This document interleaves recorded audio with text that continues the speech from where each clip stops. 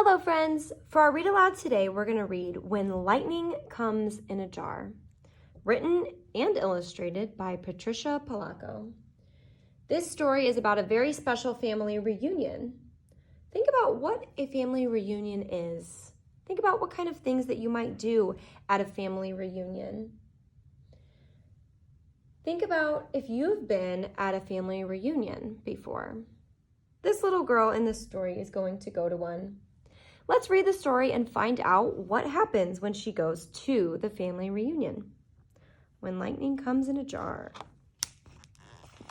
Here's the title page. I see what looks like a sleepy dog. And then this is fun, other Patricia Polacco books you may enjoy. Here's a list of a whole bunch of books that she's written. When Lightning Comes in a Jar.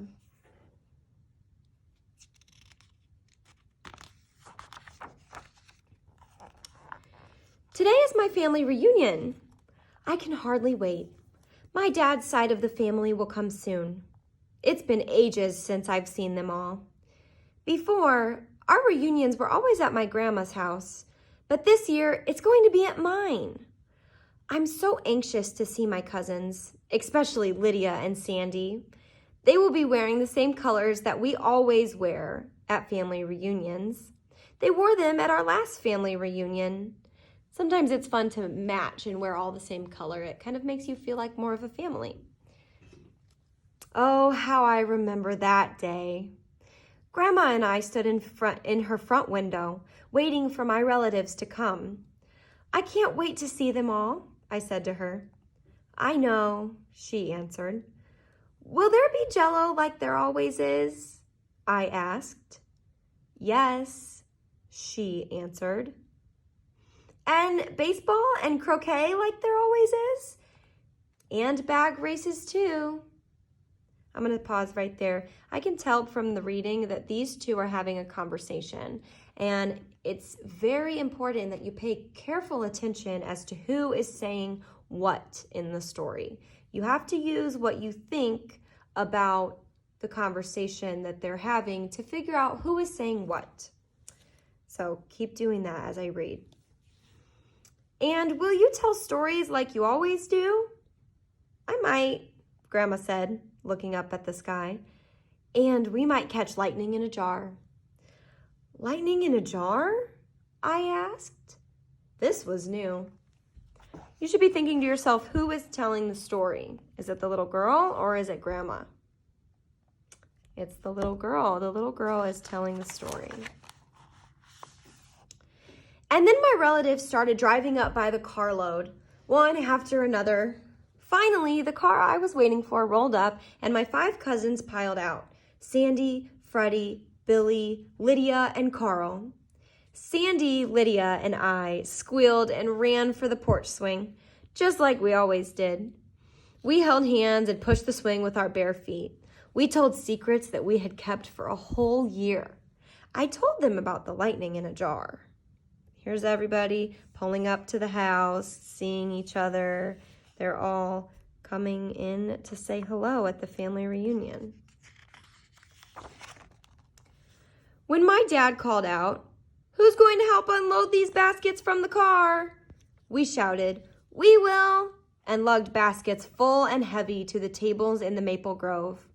Wonder how many Jell-O salads there will be, my cousin Freddie asked. Gazillions. There always are, my cousin Billy answered. Sure enough, there were gazillions. Here's the Jell-O salads. They jumped and shook every time we bumped the table. They seemed alive. Everybody's got a Jell-O salad. It's not really like a salad, but it's like Jell-O, and they put it in this kind of pan that makes it shaped like this, and then they stick fruit inside of it. It's kind of an interesting type of dessert, and a lot of people don't really like it. But, you know, maybe someday you'll try it, and you can decide if you like it or not. Bet there will be as many meatloaves, too, my brother chimed in. There they were as we unpacked them, zillions of meatloaves. Now, this is a meatloaf. They were all different, too.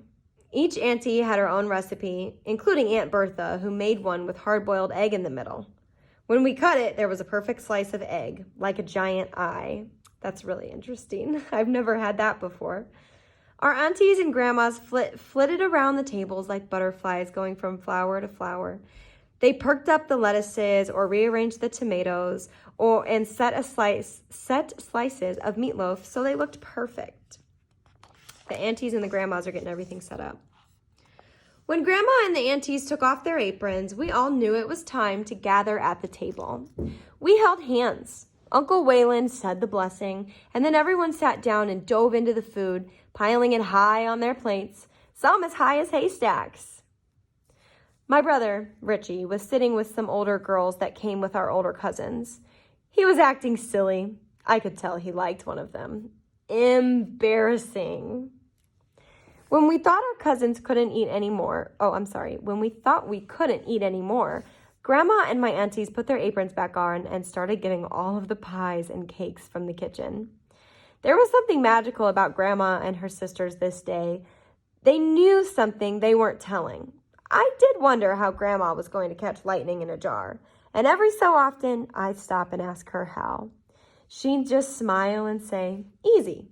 Someday you'll do it too."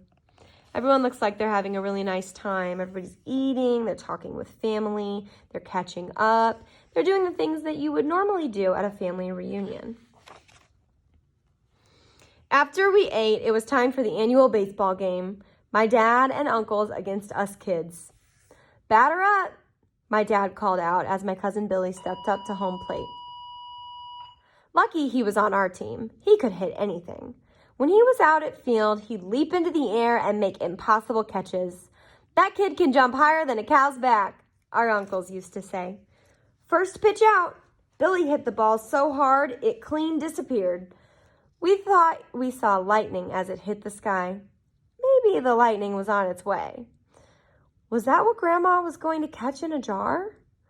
"I'm going to be a Detroit Tiger someday," Billy said that day. We all knew that he most certainly would. A Detroit Tiger, what do you think that is? Maybe a baseball team? He wants to be a professional baseball player someday. Next, it was time for croquet, the biggest game of the day, which our uncles kept interrupting with friendly quarrels about bent hoops and crooked wickets and wanting to take reshots. The uncles kept getting into kind of happy, silly little arguments about why they think the rules in croquet aren't fair, but really, they probably just aren't all that good at croquet. It's kind of a different type of game that we don't really play that much, so we don't get much practice at it. We had bag races, watermelon seed spitting contests, and rides on Grandpa's draft horse, too, until Grandpa waved a yardstick in the air. All of us kids dropped what we were doing and ran to the milk shed.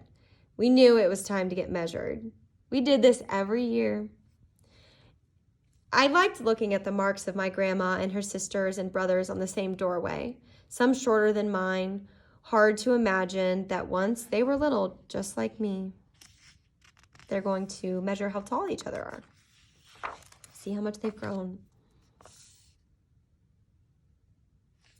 Aunt Bertha had gone to the house and fetched all the family portrait albums. The aunties had showed us the old brown photos and pointed. That was their father, who saved souls as a cricket preacher when he wasn't farming. As a circuit preacher when he wasn't farming. Look, there were their favorite horses. Their eyes sparkled when they showed us their wedding pictures. The aunties were all married in their mother's parlor. I watched Grandma to see if she would summon the lightning from the sky. What do we think this lightning from the sky is going to be? How would you capture lightning from the sky? Think about what we've been reading about all week. We've been reading about insects all week. And what could you think of that would be a way when lightning comes in a jar? What are you thinking? Get those wheels turning. What do you think? It's time for our family photo, Aunt Iva called out as she jumped up and grabbed her cameras. We kids didn't like this part because it meant that any dirt on our faces would be scraped off with a hanky that our aunties had spit on, especially mine. Everybody smile, Aunt Iva sang out. They're getting them all cleaned up. They've been playing all day. They're getting all cleaned up for the family photo.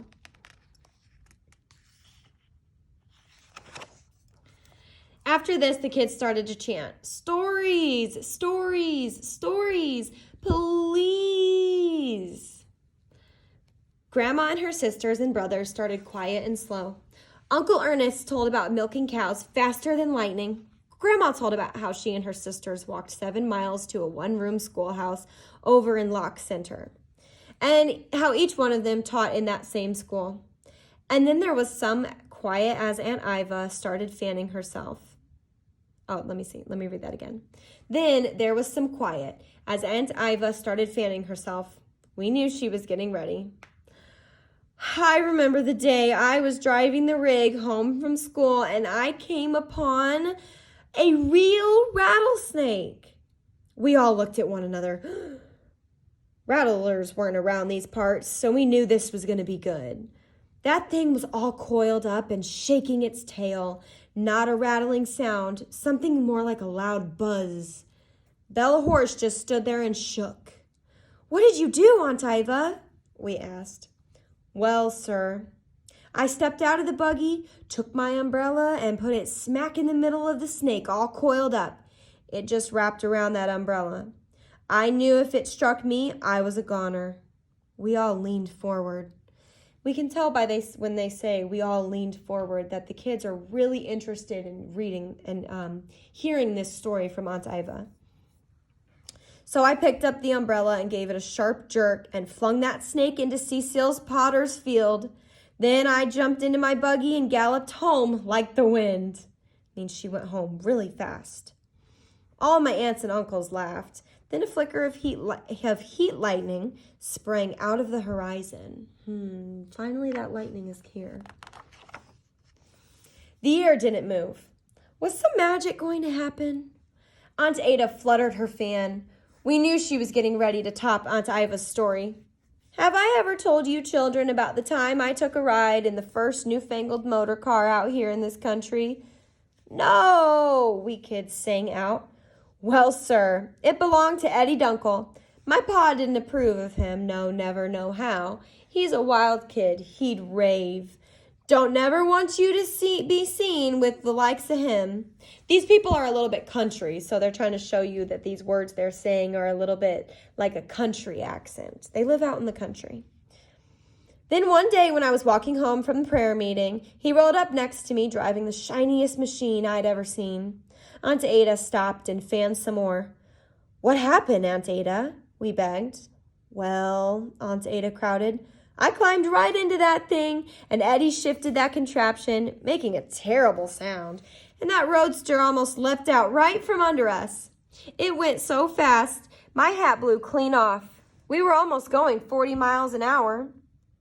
We raced up Moyer Road, huddled around Evie Peters' barn, almost flattened the Bender sisters' fruit stand, and then howled down Dietz Road. We gasped.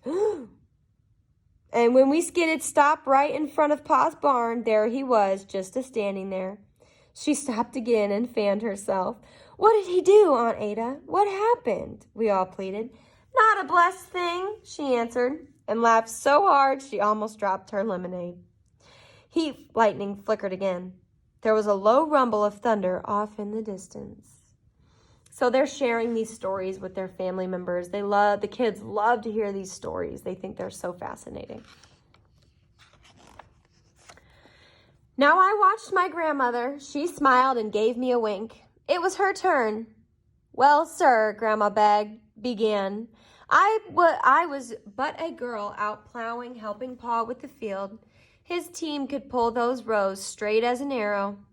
When the team reared and bolted and dragged me halfway down the field before I could free myself, I stood up. There was a fierce and clattering roar in the sky above me. We all leaned toward her. It was like thunder and fierce lightning. She stopped and sipped her lemonade. What was it, Grandma? The kids begged. I looked up, waiting for the lighting. Well, sir, I couldn't believe what I was seeing above me. We crawled close to her knee. Again, they're enjoying the story. They're leaning in closer. there, like a giant dragonfly with 2 sets of wings, growling, roaring, and pitching and rolling, spewing foul-smelling smoke. She leaned forward. It was the first ever flying machine in the state of Michigan. We all clapped with delight. That would have been the perfect time for lightning to come, but it didn't. It was almost dark. I whispered to Grandma, "What about the lightning in a jar?" She adjusted her glasses and gave me a look. "Have the last rays of sun left the grass?" she asked. I looked real hard. "Yes," I said. "Then sit down, child." The lightning is about to come. We're gonna hopefully find out what it is. Aunt Bertha brought a wicker laundry basket full of glass canning jars and set them at Grandma's feet. Many years ago, when your aunties and uncles and I were but children, our grandpa showed us what I am about to show you.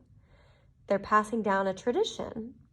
She leans down and touched the grass, cupping something in her hands. She thought for a moment, then she said, "Shadows lengthen, the day near done. Birds fly low at setting sun. Stars will rise from earth below. In these hands their light will grow. Glow. Come up, lightning, come up. Stars will snatch you up in these here jars." She blew into her hands and let something go. It flew for a moment. Then it landed deep in the grass. We watched and watched, but nothing was happening. Low thunder rumbled just above us. What do you think she let go in her hands? Think about what we've been reading about all week. Insects and bugs. "Look," my cousin Billy called out. A small burst of starlight puffed up out of the grass, then more and more drifted up out of the carpet of lawn beneath our feet. "Fireflies," we all called out. We grabbed the jars, and the dash was on to capture lightning and put it in a jar. Grandma gave me a knowing look and smiled. What are these little things that they're catching? They're bugs. They're fireflies. Have you ever seen fireflies before? Of course, they come out at night. Grandma seems to have called up the fireflies like she knew they would come. I wonder how she did that. When everyone had gone home that night, Grandma and I sat at the porch swing together. We looked at the flickering jar, and even though fireflies are common in Michigan on summer nights, never had I seen so many as that night. And as long as I live, I'll believe that somehow Grandma called them up with her stories and her magic. There they are in the jar. That night seems so long ago, but the reunion is here again. My family is arriving, and now my heart is racing. We'll eat scrumptious jello and meatloaf, play baseball and croquet. We'll spit watermelon seeds and scrawl new measurements on my milk house door jamb. And we'll look at photo albums. We'll laugh at some and cry at others. We'll remember the stories. How Grandma saw the first flying machine, an airplane, and how Aunt Iva conquered the rattler. We'll talk about Billy and how he should have been a Detroit Tiger, but he gave his life for his country in a war far away. Okay, so what has happened on this page? They're no longer children, and they're no longer at Grandma's house having the reunion. They are at their own houses. Here's the little girl. She's all grown up now. And here's the new grandkids.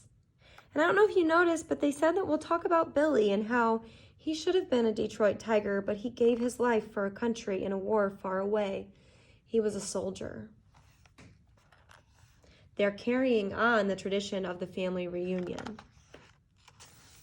Then, when the sun is low and the shadows long, we'll all sit and fan ourselves in the shade of the maple trees.